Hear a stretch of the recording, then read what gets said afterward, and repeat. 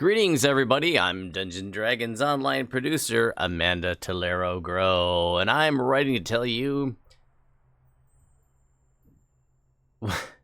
what we have in store for the year. If you are just joining us or returning after a break, welcome. Here are some of the things we have been up to. Looking back, 2024 saw us celebrating a big year with the 50th anniversary of Dungeons & Dragons. We've been distributing free gifts that are still available to claim as we wrap up the Year of the Dragon. Read more about these gifts on DDO.com.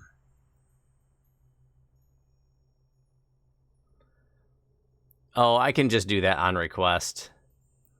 Our final year of the Dragon gift is new Dragon Disciple Monk archetype, which will be free for everyone to claim with our 19th anniversary in late February. Until March 26th, we released our Magic of Myth Draenor expansion that brought players to Forgotten Realms to experience Myth Draenor's infamous wild magic. We introduced a new Ravenloft-themed event called Lanterns in the Mists for a brand new 64-bit server, Cormyr. The story culminates with a raid being released for all DDO players soon. The raid will be released shortly after our anniversary and features a new enemy. We're very eager to see people battle a Hydra. There's still plenty of time to get your Lanterns rewards as well, since the event runs through April 15th on Cormyr. Read more about Cormyr on DDO.com. New worlds.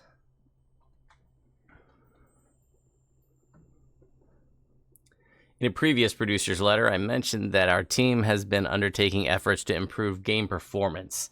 The 64-bit Cormyr server was a huge part of that, as it allowed us to best optimize how our game runs. Thanks to the hard work of our team, as well as the important feedback we've heard from you, we are happy to report that we have made substantial improvement to game performance. I'll write more about our work to combat lag in a developer diary in the future.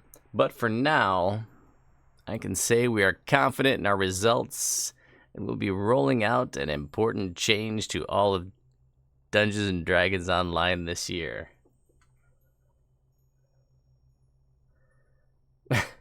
We will be introducing new 64-bit game servers to all of DDO, including the addition of new servers based in Europe. As we get closer, we will announce more specifics about how these upgrades will happen, but we want the good performance people are seeing on Cormyr to be possible for all DDO characters. We will offer free transfers to our new 64-bit worlds from our 32-bit game worlds. When we open these new servers, we have full details about the transfer process when we get closer to these servers opening. Our community has been crucial to making this a reality, and we look forward to sharing more information as we get closer to the launch of this project.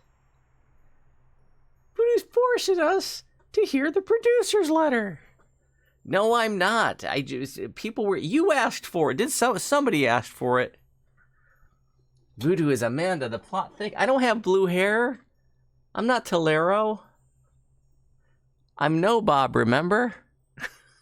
But I'm not. That's also just a conspiracy. Where was I? Australia.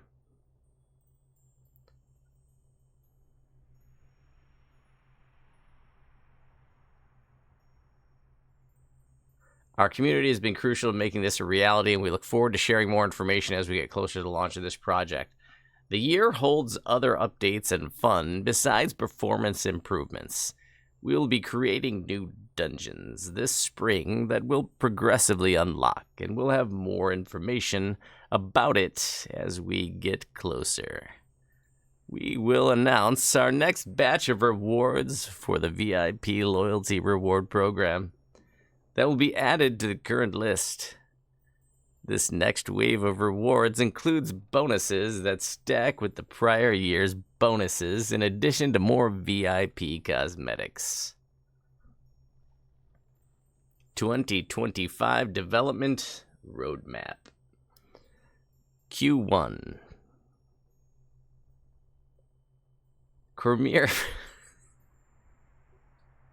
Premier Performance Improvements, 19th Anniversary Celebration, Dragon Disciple Archetype, Monk Rework, New Raid.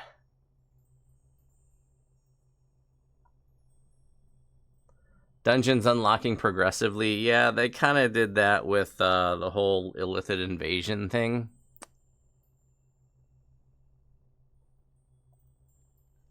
Voodoo is victim shaming. You asked for this. More cosmetic and no storage options. Swing and a miss. Yeah. Somebody else told me they were hoping for storage updates.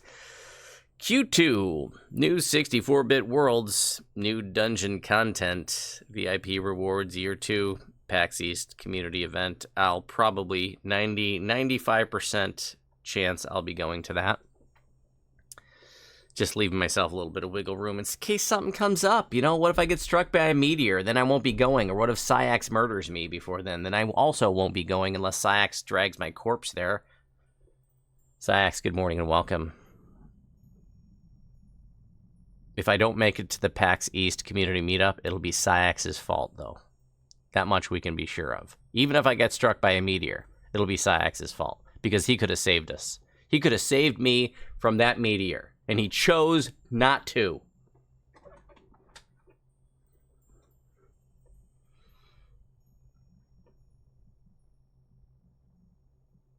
Syax will wear my face to the meetup. It was Syax the whole time! Beware. When you see me at the meetup, it's just Syax with my face.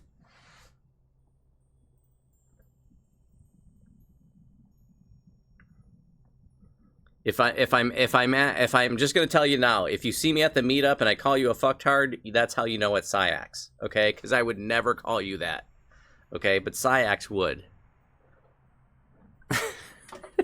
That's how you're gonna know it's not actually me.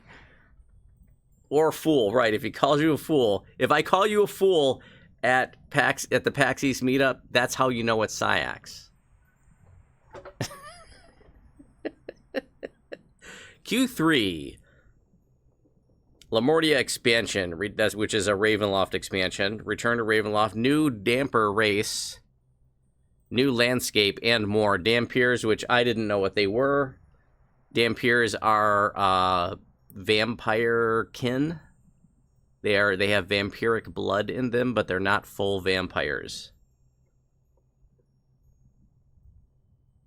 I think I'm allowed one F-bomb per 4-hour segment, and it can still be rated PG-13.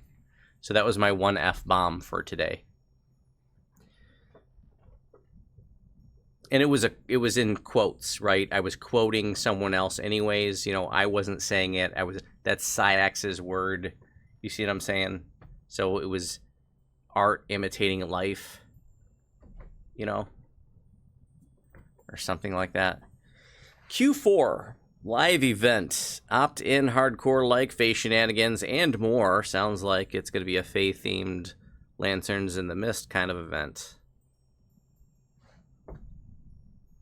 Into the Mist. This summer, we're headed into Ravenloft. We're headed to Ravenloft with a new expansion, and apparently it's going to be a full expansion set in Lamortia. Lamortia features the distinct Victorian-style horror theme Ravenloft is famous for, and introduces a new playable character race called the Dampier, who are poised between the worlds of the living and the dead. Story-wise, players will discover who has been working to free Dark Lords from their Ravenloft domains and why.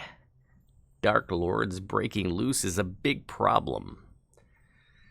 I know I have a Dark Lord problem around here.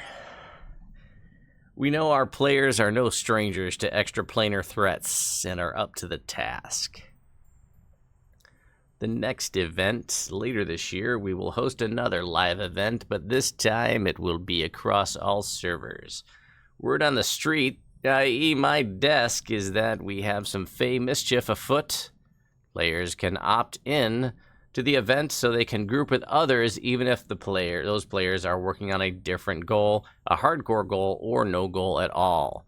We'll be making some improvements on our event tech as well based on player input from previous events, including more visually distinctive rewards for our most challenging goals, as well as looking into the possibility of leaderboards for this upcoming event. We'll have more to come during the year, but that is a high-level look at our plans. I am so happy to be here working for the community of the game we all love, playing it together with friends, guildies, family, peers, and others. I look forward to another year together, and I will see you in the game. With sincerity, Tolero. You should have put 3 hearts there to Tolero so that you really make it clear how much you love us all. That's what I would have done. If I were elected DDO president and this were my producer letter, it would my president's letter, my state of the game annual, presentation. It would have said, heart, heart, heart, Uncle Voodoo, President, Dungeons and Dragons Online. XOXO, right, exactly. We did a poll, if you'd like to see the results of the poll. What people thought. Earlier we went over the producer letter, what people thought of it. 12 of our respondents gave it a letter grade of a C. 10 of them gave it a B. 9 of them gave it a D. 3 gave it an A. 1 an F. I admit that I gave it a D. It's nothing personal. These aren't the things that I wanted to see. And there's not a whole lot for me to get excited about here. I do like 64-bit game worlds. I'm hoping to bring the community, more of the community together, but in terms of content, there's not really a whole lot here that I'm getting excited about. Ravenloft is not my personal favorite flavor, but I do understand that a lot of people love Ravenloft, so I'm happy for you. It's just not really my cup of tea, if you will. It's okay. I'm not saying Ravenloft is bad or something. It's just not my personal favorite. Year of the Wet Vampires. No mention of waffles, so it can't be higher than a C. I'm not even drinking tea. It's not my cup of coffee. This is like a blonde roast from Starbucks. That's the way I feel. Remember when they came out with their blonde roast like 10 years ago? I tried it and I was like, this isn't coffee. But some people like it. Cozy likes the blonde roast, actually. But, Cozy, one of probably my favorite quote from Cozy during our road trip was, "This coffee tastes too much like coffee." True story. Those words actually came out of her mouth. Second favorite quote, "Can you drive? I'm too busy being famous."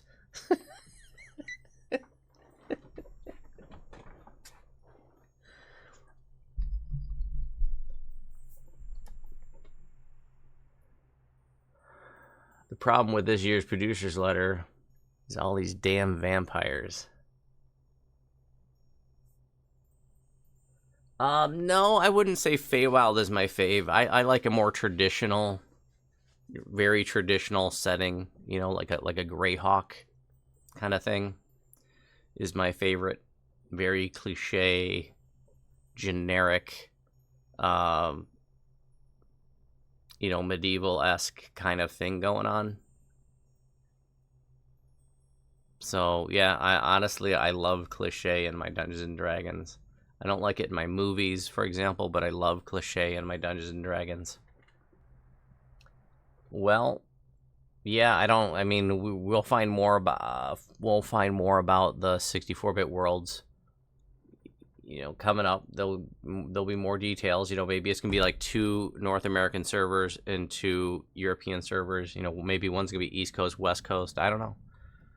Yeah, this is, things that I wanted to see. The biggest thing that I wanted to see that is missing, classic module.